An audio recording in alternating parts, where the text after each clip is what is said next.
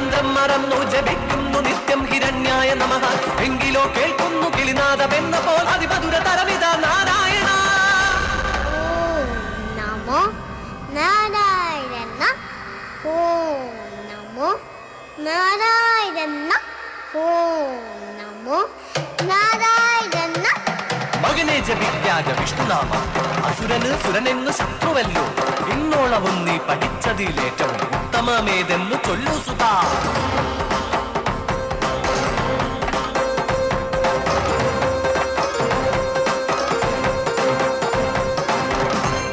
വാസുദേവ ഭഗവത് പാദാംബുജ സേവനം അർച്ചനം ആത്മനിവേദനം വന്ദനം കീർത്തനം സഖ്യം ആകർണനം പിന്നെ സ്മൃതി ദാസ.